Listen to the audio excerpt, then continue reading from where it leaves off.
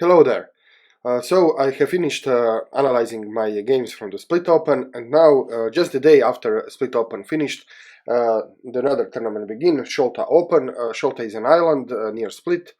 So for this game was played at 6 in the afternoon. I had to get up early in the morning that morning to catch a ferry to board my family and my car and everything into ferry, and then we went to the island of Šolta. Then we had to make accommodations and everything, and so in the 6 p.m. The game started. I was already tired when the game started. I didn't sleep very well the night before, and also I was exhausted by the tournament which I have just played.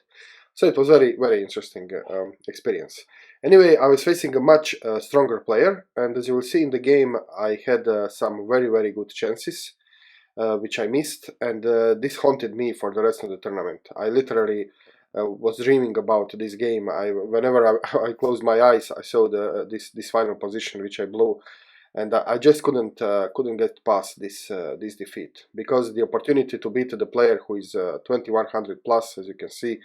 He's a national candidate master, and I mean, he's 600 points stronger than me, almost. So to have the opportunity to beat a 600 points stronger player, and just to blow it, it's well, it's unforgivable. It's very hard to live with this in the next few days.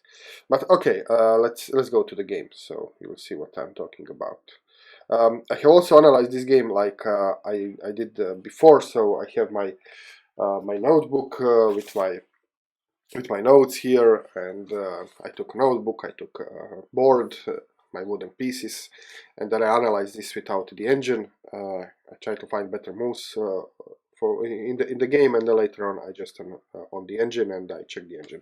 So I will now present you both my analysis and the engine analysis. Okay, so I opened the game with e4, which I usually do, and my opponent played French against me. He went e6, and okay, I have my way of playing French, and you'll see what this way is. So immediately take the center, d4, d5. I play advanced French, so e5. He plays c5. This is almost 90% of the cases. I play c3, so this is already common. So he plays knight to c6, queen to b6, and then he's just trying to pressure this d4 pawn. My opponent here just played the other move order, so he played queen to b6 first. Okay, doesn't change much. Knight to f3, knight to c6, and now there is a choice how to handle this position. One choice is to continue passively, so just to play bishop to e2, castle, and then go on in this long positional strategic fight in the French. And if you agree to this kind of approach, then I think it benefits the French player, because he plays French because he wants to have a long positional strategical game, and he doesn't want to have open position. He doesn't want to have violence early in the game, and this is why he plays French. And he's prepared to do this, and he has much more experience doing this. So the other approach is to play more aggressively against French, and not allow him to go in his comfort zone, in his strategic game which he wants. And this is what I picked up from Grandmaster Jesse Cry. So this approach, and also some lines and variations which I don't think I used here. So this is why I played bishop to d3. So this is the most aggressive option. You're planning to put your other bishop here, and maybe your knight either here or here, and then you can even put h4, and then try to attack the king or something. So okay, this is already broad, but the idea that this is a very aggressive move. And the drawback of this move is that now I no longer defend the d pawn, and in most variations you just give up the d pawn. I mean, he cannot take, of course, immediately, because that would lead to this famous tactics in which he hangs the queen. So he cannot take immediately, but maybe he can take later. And when you play this bishop to d3, you are ready to give up your d4 pawn. This is the point. And now, okay, the problem is if he now captures that I have this discovered check in the end. So they play bishop to d7 just to stop this idea. And here I have let's say, a line, something I learned from Grandmaster Jesse Cry by watching his videos, and this is to take immediately. D takes c5, and now bishop takes c5. Okay, and now he's hitting the f2 square, and now you just castle, and now you have this square secured. And the problem is that well, black is a kind of trouble. He doesn't. It's very difficult to find a good move for black, if you see, because I mean, b4 is coming. If he would make a mistake and, for example, play knight to e7, then this just wins a bishop. So it's not easy position for to play as black. Although it does look nice. I mean, he developed a bishop by capturing the pawn. I don't have my central pawn and everything, but still it's hard for black to find the move. So he played a5 here, stopping b4. Okay. Now I see that I will not be able to develop the knight on c3, so I develop the knight on d2, and he plays a4. And now there is also something I have learned from Grandmaster Jesse Cry, is that this pawn you can afford to have this pawn isolated, because this pawn is dominating this knight. It's a very important pawn, and also it's a very robust pawn. So although it looks isolated and weak, in fact it's not weak. I mean, it looks weak because he can bring the rook, and then you theoretically you have problems. But in this particular position, it's not weak, and you will see this in the following moves. So in this position, I played b4 anyway. So I'm prepared to have this pawn isolated, and I don't care. So he took the pawn, a takes b3, and now I just took the pawn, and I'm hitting the bishop. I have developed my knight, and this is this very robust pawn who is dominating his knight. So this is actually a good position for white, although it looks a little bit strange. He didn't know what to do with his bishop, so he wants to exchange it, and I completely agree, because you can see, if you look at the fixed pawns in the center, my center pawn, the only one I have, is fixed on the dark square, so this makes my dark square bishop weak. So I welcome this exchange, and he played this move. Okay, let me just check my notes to see if I forgot something to say. Okay, now you can see that this a2 pawn can become a problem. Maybe he can try piling up on this pawn somehow, and yeah, this is something I should be looking at. So this is why I decided to play queen to c2. Engine actually thinks this is a blunder, because the queen to c1 is supposed to be much better, which does make sense, because queen c1 hits the rook and also hits the g5 square, and this pawn is unprotected. So yeah, I guess I did miss this move. Okay, I mean, queen c2 is blunder just because this is much better. Okay, but I did play queen to c2. I was thinking, okay, I'm now connecting rooks, and also I'm protecting this pawn, and there is also this stuff. For example, if he ever castles, if he castles. For example, if he ever castles, then I have this threat and something. So I thought this was a nice move. Knight g to e7, so he's developing his knight. He wants to castle or something. Rook a to b1. Now, okay, this queen is covering my pawn, so I want to activate my rooks. I want to develop my rooks, and you can see there are already some discovered threats by this discovered attack.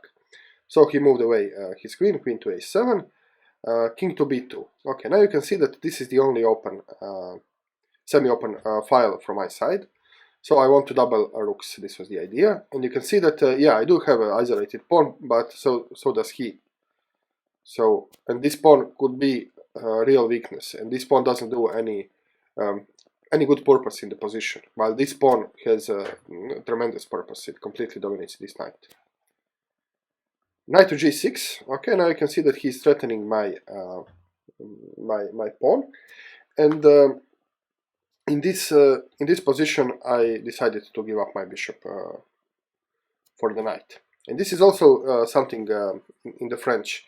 Although you can argue that this light square bishop is my good bishop, because he's pawns on the light squares, my son on the dark square, but nevertheless, in the French defense, this light square bishop, black light square bishop, is so bad that you don't need your light square bishop to counter his light square bishop. This is the logic behind this. So if he plays moves like knight to f5 or knight to g6, and if this knight annoys you, you're just fine if you exchange your light square bishop for your knight, because you don't need your light square bishop to counter his light square bishop, because his light square bishop is so bad a piece. This is the logic. I also learned this from, I think I learned this from Grandmaster Jessica Cry as well. So now how do I solve this problem? I mean, okay, I could bring the rook to defend the pawn, but it doesn't make any sense. I want this rook more active, so I just took the knight, and he took with the h pawn, and now I have doubled. Okay, so I have doubled rooks on the only.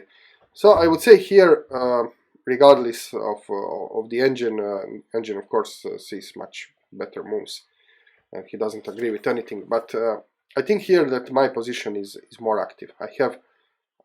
I mean, look at my rooks. They are on the semi-open file. They are making tremendous pressure. My knight is well developed. It can jump later towards the center. And look at his rooks are completely uncoordinated. For now, his bishop doesn't do some good job. My other knight also has, I don't know what is with arrows today. The other knight also has some good prospects. It's coordinated with this knight. So overall, I would say that I'm happy here with my position. It's a little bit unusual. I have written this in my notes that I play against French and I play on the queen side. Usually the white plays on the king side, because usually the white is stronger on the king side. But yeah, I mean, this is an unusual position, so I guess it's justified. Okay, rook to h5, and now he wants he decides this strange plan. He's fixated on my e5 pawn, and he wants to activate this rook from this side. And this is very strange. I don't know why didn't he just castle and then bring his rook over. I think this would be better. But okay, rook to h5. And here I had one move in mind, and I calculated, but I think I didn't calculate this well, so I have written some variations. So here I was attracted by the move g4. Just aggressive move, kicking his rook back or forcing him to give up the exchange. But I didn't play this because of some variations which I saw. So for example, g5, let's say that he takes. He can sacrifice the exchange here, and then he can take with the check. And then he can take also this pawn. So he is giving exchange for 2 pawns. And he will have this strong knight here. So I wasn't sure that I wanted to allow this. So this was one consideration. The second consideration was if he takes, if he immediately sacrifices the exchange. Okay, I take, he takes, and now I didn't like this knight because the threat, first if he comes here, this rook is trapped. This pawn is unprotected, and he has this check. Later in my analysis I saw that I could respond to this with queen to e2, and now I'm giving my rook a escape square, and also I'm covering both of these squares. But still, you know, there are stuff such as this, and then he can bring his bishop, threatening some kind of discoveries. So I didn't like this. So I decided to prepare g4 by playing queen to e2 here immediately. And now I'm not afraid of g4 because, well, this is covered twice. So I don't need to worry about him sacrificing the exchange here. Okay, and now he played this queen to a6 move, offering me the queen exchange. And yeah, I guess he was focused on this e5 pawn. So he wants to remove the defender. So I think the engine says the best move here is to decline the exchange and to play queen to e1. Still covering this and not exchange queens, because well, I have a more active position. My king is safe. His king is in the center. So all this suggests that I should not agree to the exchange of queens.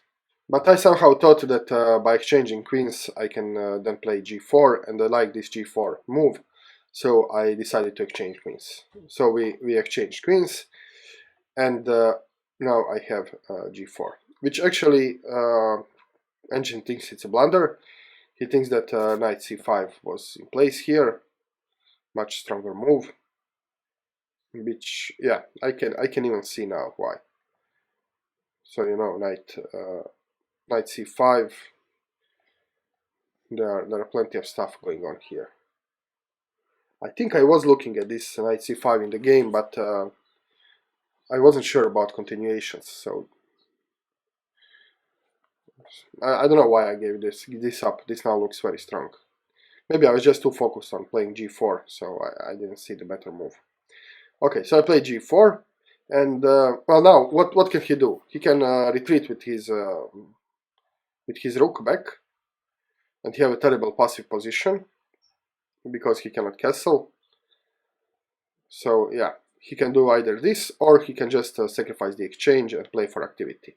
And as experienced player, as good player, he knows that the activity of pieces is the most important thing in chess. So the activity is much more important than the material in the end. And he's not so down in material. I mean, he will win a pawn for exchange, so this is only, if you look at classical tables, it's only 1 point in material. So he decided to set the exchange. Rook takes c5, knight takes c5, knight takes c5, and now you can see this pawn is hit, so I played h3 here to protect the pawn. He now brings up his king.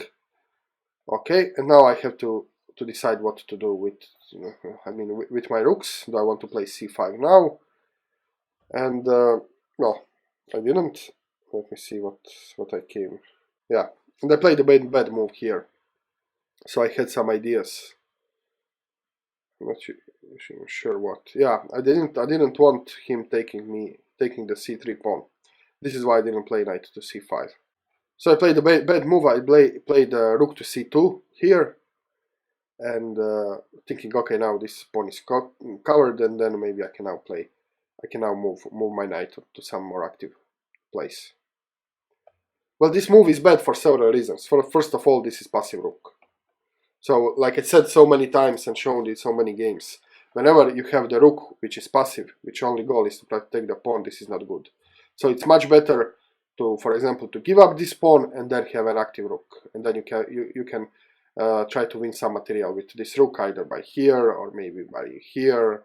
These two pawns are kind of weak. Maybe you can take the bishop or something. So it's much better to have active rooks than to have the pawn and have rook just defending the pawn.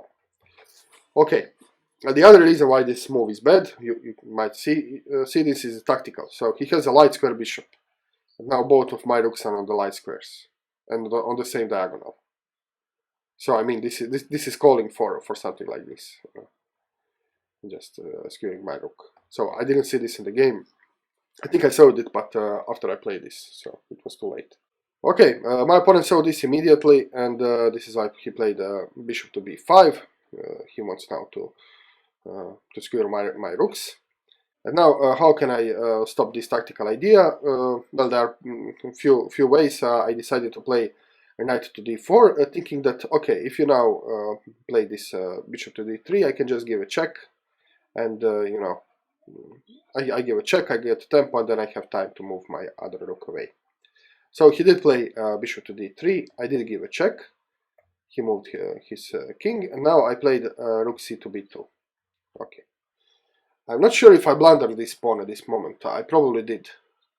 I forgot that just a few moves ago I played rook to c2 to defend this pawn, and now suddenly I'm giving this pawn away.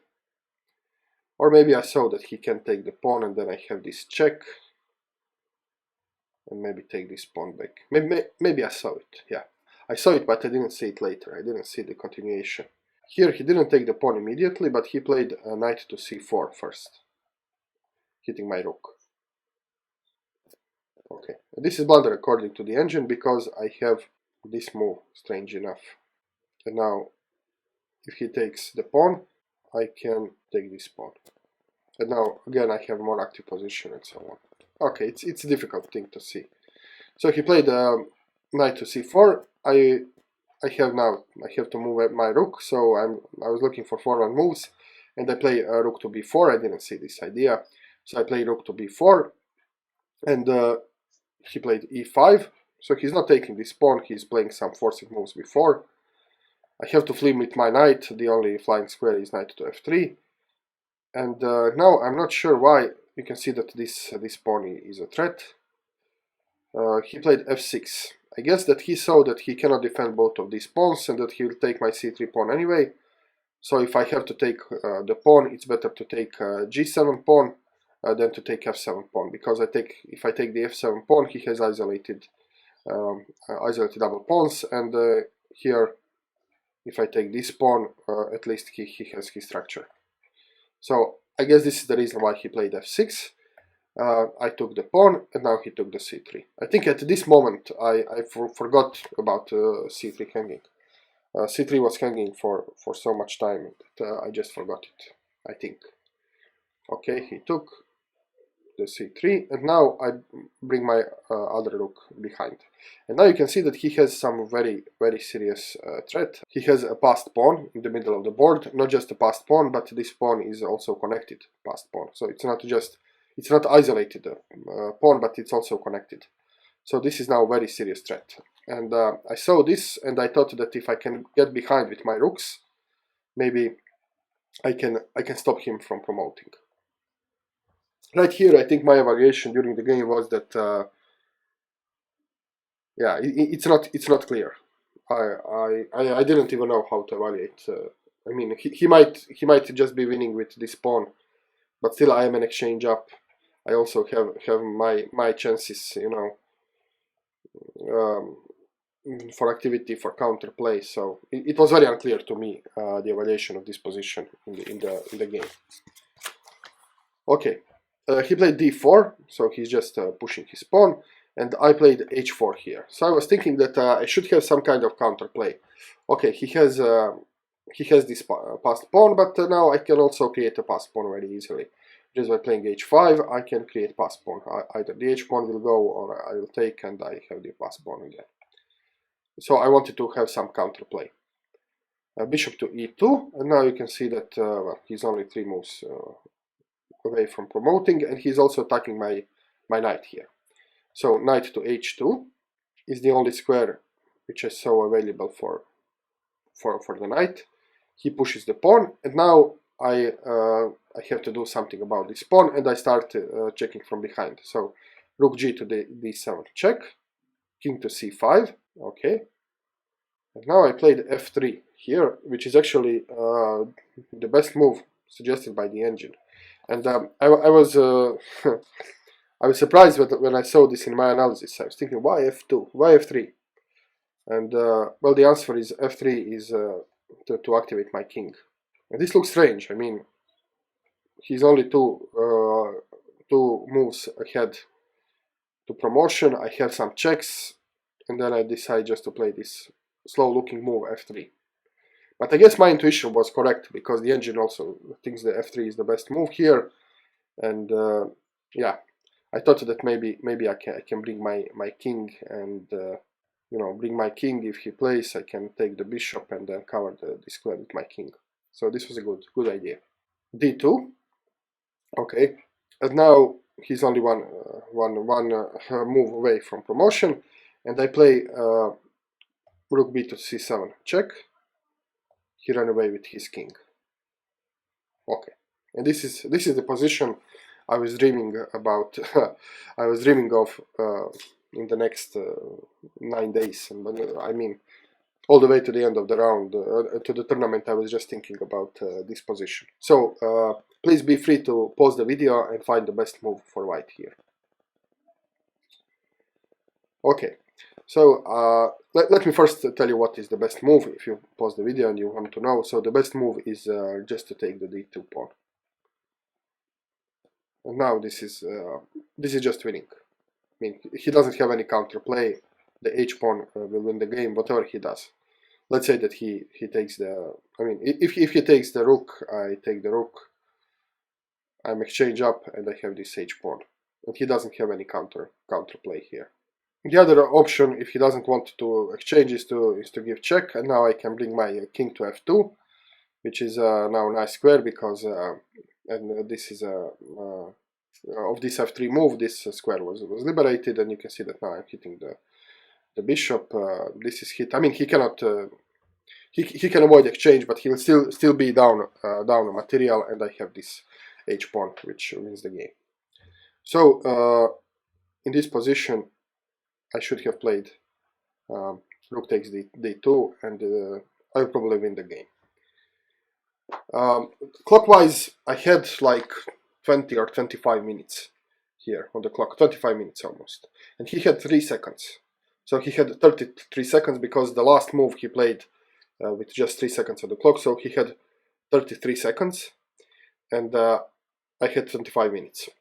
But this game was so hard for me, so exhausting, and I was exhausted from the trip, from the ferry, from the whole day, from the previous 9 rounds of tournament in Split, that I just couldn't see the board. I was completely, I don't know, tired, blind, and everything. So I just couldn't play chess anymore. And I had 25 minutes. I could have taken 20 minutes for this to find the solution, but I just couldn't. I was just too tired.